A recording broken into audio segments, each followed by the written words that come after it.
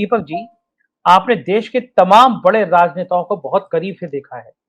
17-18 साल में देश के क्या कहूँ बल्कि कहूँगा दुनिया के तमाम डॉन को भी देखा है और राजनेताओं को भी देखा है।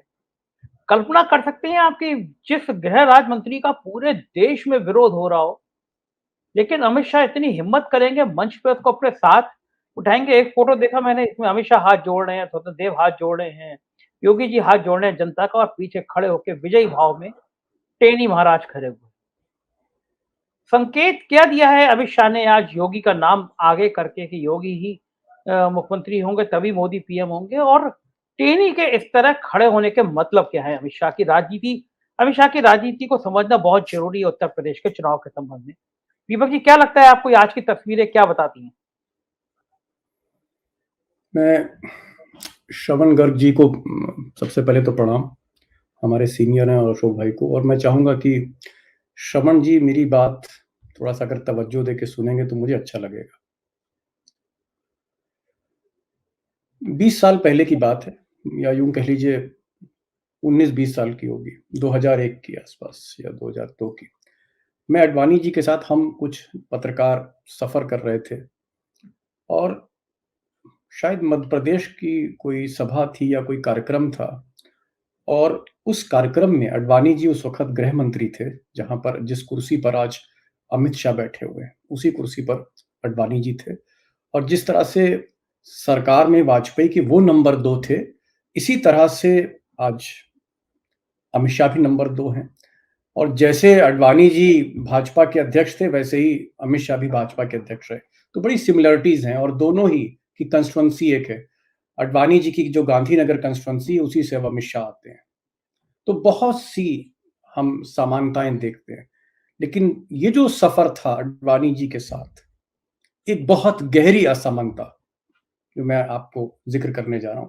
तो वहां पर एक छोटी सी सभा थी, गैदरिंग थी, और जाहिर तौर पे जहां अडवाणी जी जाते थे तो वहां तमाम पत्रकार, फोटोग्राफर सब आते थे।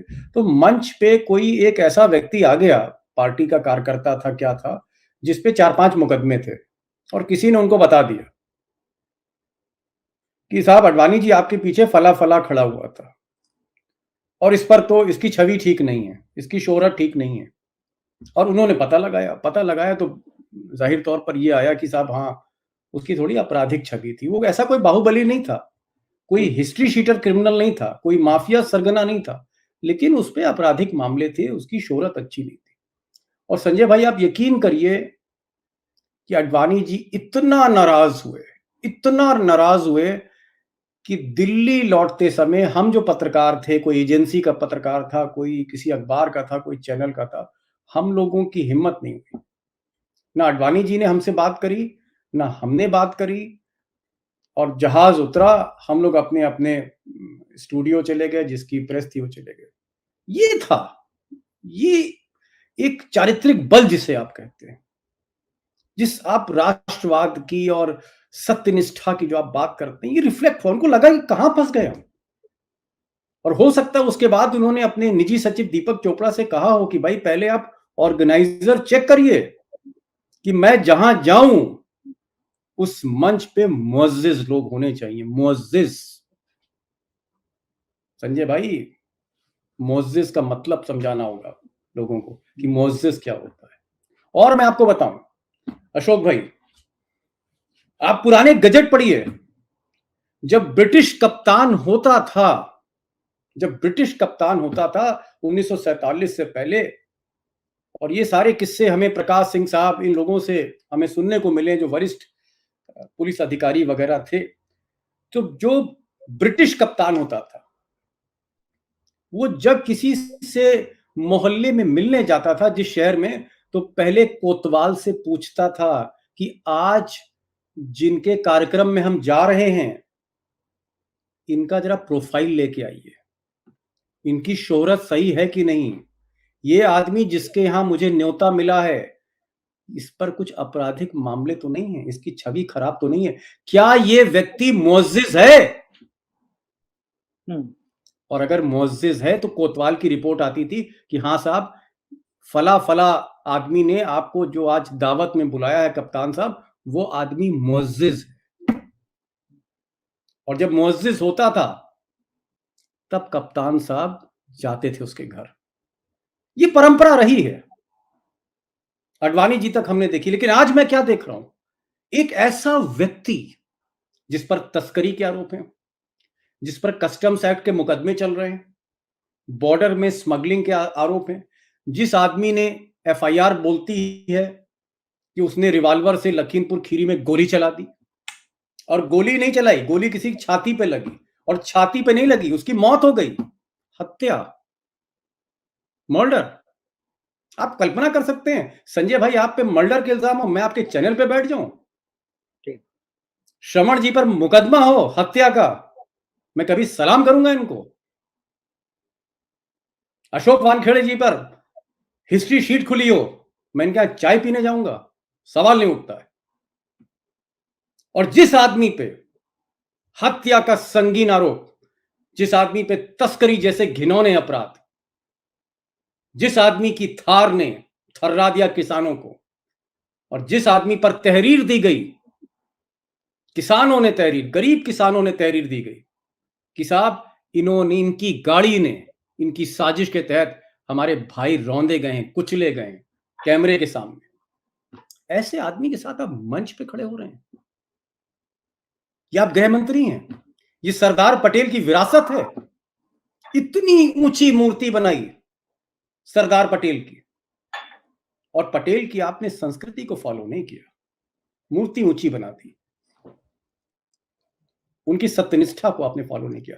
तो बहुत शर्म की बात है कि अमित शाह बोल रहे हैं आज कि मैं दूरबीन से ढूंढ रहा हूं, मैं दूरबीन लगा के देख रहा हूं, मैं दूरबीन से देख रहा हूं, और मुझे यूपी में कोई बाहुबली नहीं मिल रहा, मुझे कोई गैंगस्टर नहीं दिख रहा है, मुझे कोई अपराधी नहीं दिख, सब भाग गए, और बगल में मंच पे बाहुबली खड़ा हुआ है।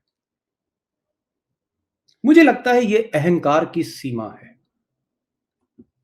कि गुरु खुला खेल फरुखाबादी खेलेंगे, डंके की चोट पे जो करना है कर लो, रोक सके तो रोक लो। मैं तो ऐसा ही हूं, मेरे पास प्रचंड बहुमत है, अब चाहे वो हमने हिंदुत्व के नाम पे लिया, हम किसी के नाम, मैं इस वक्त रसूखदार हूं, ताकतवर हूं, जनतंत्र मेरे हाथ में है, लोकतंत्र मेरे हाथ में है, संविधान माने नहीं रखता है, टेनी मेरे साथ खड़ा होगा, हत्यारा मेरे साथ खड़ा होगा, तस्कर मेरे साथ खड़ा होगा, जो करना है कर लो।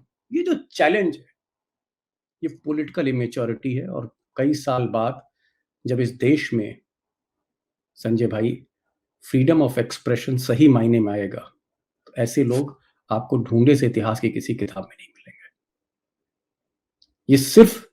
ये वो सूरज नकली हैं जो चमक रहे हैं, क्योंकि सुधीर चौधरी जैसे लोग, अर्नब गोस्वामी जैसे लोग, असंख्य लोग जो उनकी आरती उतारते हैं, उसके बदले में उनको 300 करोड़, 400 करोड़, 500 करोड़, 1000 करोड़ रुपए का एक चैनल का साम्राज्य मिल जाता है, वो आरती उतारते हैं उनकी।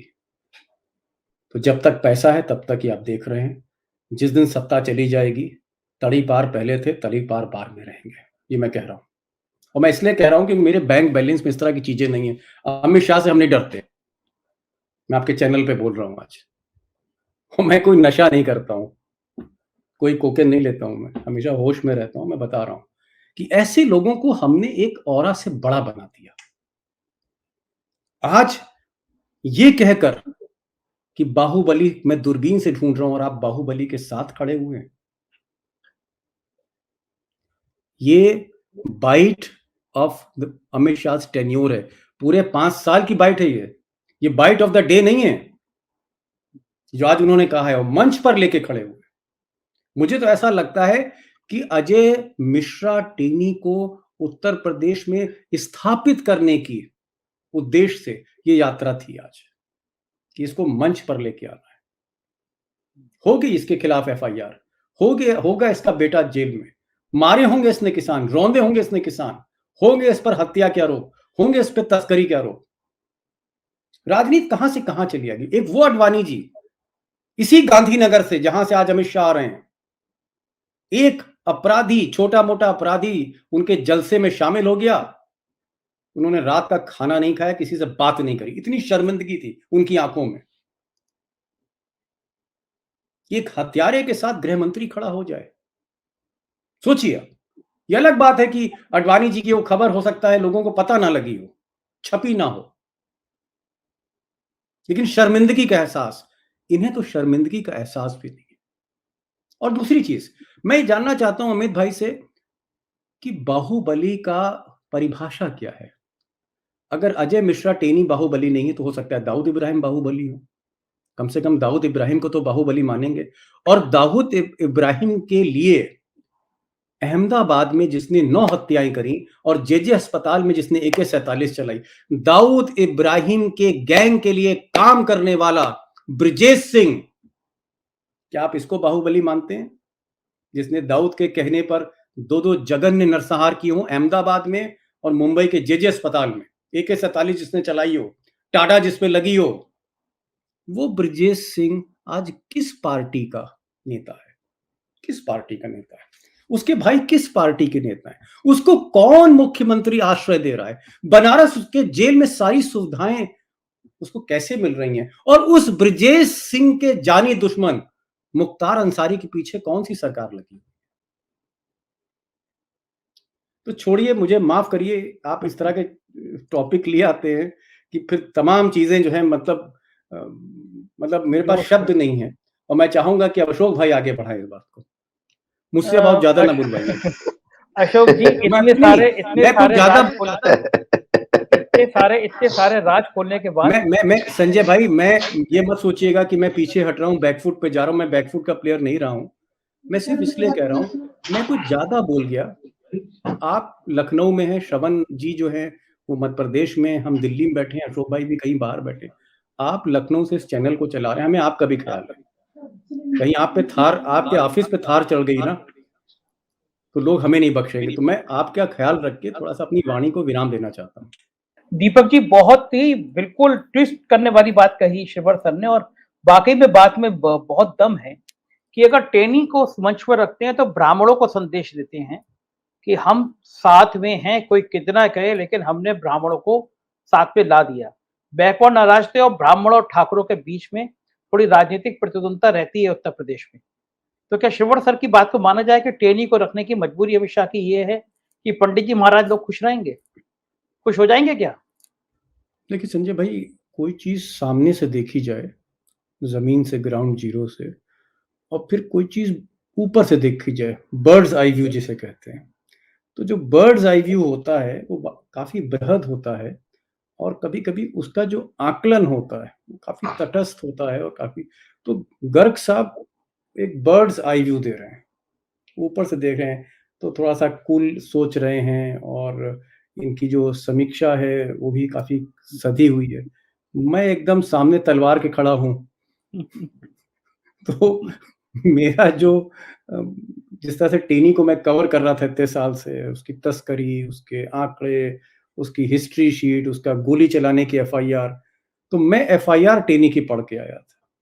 और गर्ग साहब जो हैं वो पूरी एक रणनीति देख रहे हैं, एक पूरी, मतलब आप कह सकते हैं कि एक दूर से सारी चीज देख रहे हैं। तो उनका जो व्यू है बहुत सकारात्मक है, बहुत कंस्ट्रक्टिव है। और मेरा जो व्यू था वो उसमें आज, जिसे आप कहते हैं ना, आदमी कभी कभी बैलेंस खो देता है पत्रकार। एक बार क्या हुआ कि शोरी साहब ने देवीलाल का इंटरव्यू किया 1990-91 में, और उन्होंने लिखा वो बहन और डैश डैश डैश, एडिटोरियल में ही गाली लिख दी। मैं उस वक्त तो स्टूडेंट ही था, लेकिन एक मौका मिला मुझे शोरी साहब से, जब मैं सरकार कवर करता था और वो मंत्री थे, तो मैंने एक दिन ऐसे ही पूछा, मैंने कहा साहब आपने तो ऐसा लिख दिया, गाली लिख दी आपने इंडियन एक्सप्रेस में। तो उसने कहा गाली हमने इसलिए लिखी क्योंकि एक डिप्टी प्राइम मिनिस्टर हो देश का, एक उप मुख्यमंत्री हो, और वो इतने अपशब्द बोल रहा हो, और एक ऐसे साक्षात्कार में जो रिकॉर्ड हो रहा हो, कहकर हो रहा हो साक्षात्कार, इसलिए मुझे लगा कि वही उनकी जो गाली है वही हेडलाइन होनी चाहिए। तो था क्या कि शोरी साहब मेरी तरह तलवार के सामने खड़े थे। तो आज मैं थोड़ा आक्रामक हुआ और गर्ग साहब ने मुझे एक रास्ता दिखाया कि नहीं साहब, एक बैलेंस व्यू लाइए। आप अच्छे पत्रकार तब बनेंगे जब आपकी बातों में उस तरह की एक बाइस्ड व्यू ना है। तो मैं बाइस्ड नहीं था, लेकिन मैं सिर्फ ये कह रहा था कि अडवाणी से उनको कंपेयर किया। देखिए, आज 2-3 मैसेजेस निकल के आ रहे हैं सामने। एक तो ये है कि टेनी को वो स्थापित करना चाहते थे। टेनी को इसलिए स्थापित करना चाहते थे क्योंकि टेनी उनकी चॉइस थी। टेनी सुनील बंसल की चॉइस थी। सुनील बंसल के करीबी थे, ब्रजेश पाठक के करीबी थे।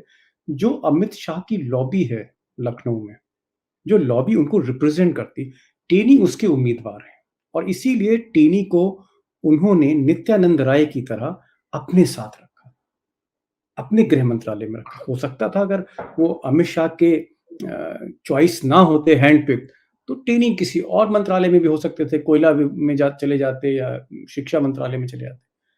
तो टेनी उन्हीं को बिलोंग करते हैं, उनकी लॉबी को। और जब टेनी पर संकट आया तो अमित शाह ने उनको काफी सपोर्ट किया। तो आज वो टेनी को भी स्थापित करना चाह रहे थे कि टेनी तुम आगे बढ़ो, हम तुम्हारे साथ हैं, एक इस तरह की फीलिंग। दूसरी चीज, उन्होंने ये जरूर कहा कि योगी जो हैं वो चेहरा होंगे 2022 का। उसकी एक वजह ये भी है कि अमित शाह चाहते हैं कि अगर भाजपा जीत के आए तो योगी मुख्यमंत्री रहें। योगी को लखनऊ तक ही सीमित करना चाहते हैं। तो जिस तरह के नारे लग रहे थे कि अगला प्रधानमंत्री कौन होगा, जो भोजपुरी में तमाम गाने यूट्यूब पे चल रहे हैं, और मैं आपको बता दूं कि जब योगी आदित्यनाथ, उनका कहीं पोस्टर में 2017 में नामो निशान नहीं था, ना वो उनको टिकट दिया गया कि वो भाजपा के टिकट से विधायक का चुनाव लड़े, ना ही वो ऑफिशियल जो पोस्टर बना था उसमें कहीं थे, ना ही वो पदाधिकारी थे उत्तर प्रदेश भाजपा के। उस वक्त गाने यूट्यूब पे चल रहे थे भोजपुरी में, जिसमें ये कहा जा रहा था कि अगला मुख्यमंत्री योगी होंगे भोजपुरी में, और तमाम भोजपुरी के कलाकारों ने।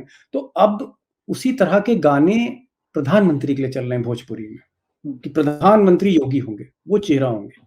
मुझे लगता है कि अमित शाह चाहते हैं कि योगी आदित्यनाथ लखनऊ तक सीमित रहें, वो यहाँ मुख्यमंत्री रहें, दिल्ली उनको और मोदी जी को देखने दें। ये भी आज एक मैसेज उन्होंने दिया है।